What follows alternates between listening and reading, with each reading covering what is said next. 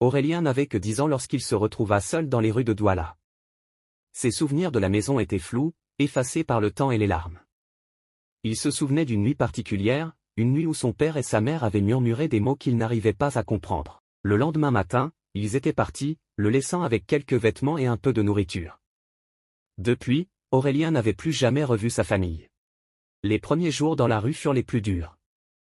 La chaleur accablante du jour et la froideur glaçante des nuits lui apprirent rapidement à chercher refuge sous les abris de fortune ou à dormir sur des cartons près des marchés animés. Il avait faim, il avait peur, mais ce qu'il ressentait par-dessus tout, c'était un vide immense, celui laissé par l'absence de ses parents. Pourquoi l'avait-il abandonné? Avait-il fait quelque chose de mal? Chaque matin, Aurélien errait dans les rues à la recherche de quelque chose à manger. Il mendiait de temps en temps, mais il se rendait vite compte que la pitié des passants ne durerait pas. Il devait être rusé pour survivre.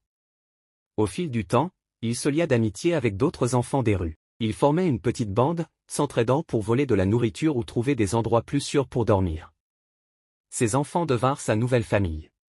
Un jour, alors qu'il se promenait près de la gare, Aurélien tomba sur un homme plus âgé, Asong, qui vendait des babioles aux touristes. Contrairement aux autres adultes qu'il avait croisés, Asong ne le chassait pas. Au contraire, il lui offrit un morceau de pain et un sourire bienveillant. « Comment t'appelles-tu, petit » demanda-t-il. « Aurélien » répondit-il, méfiant mais reconnaissant.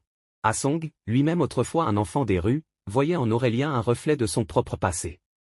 Il proposa au jeune garçon de travailler avec lui apprenant l'art du commerce et, petit à petit, lui parlant d'une vie au-delà de la rue.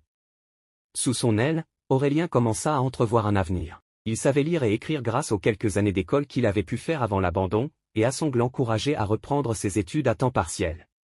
Malgré les obstacles, la vie d'Aurélien s'améliorait. Il avait maintenant un but, une direction, et il nourrissait l'espoir de devenir un jour un homme d'affaires comme Asong. Mais une question restait ancrée dans son cœur, pourquoi ses parents l'avaient-ils abandonné? Un jour, alors qu'il travaillait au marché, Aurélien aperçut au loin un visage familier. C'était sa mère, marchant rapidement, comme si elle fuyait quelque chose. Le cœur battant, il courut vers elle, l'appelant. Elle s'arrêta, se retourna, et leurs regards se croisèrent.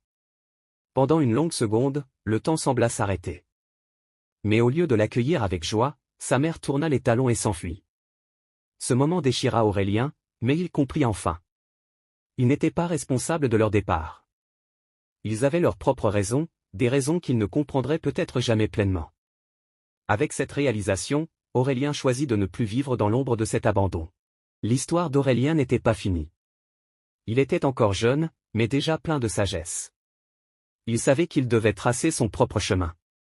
Et avec Asong à ses côtés, il s'engagea à ne plus jamais laisser quelqu'un lui voler son avenir. Cette histoire parle de résilience, de survie et de l'espoir que même dans les circonstances les plus sombres, il est possible de trouver une nouvelle direction.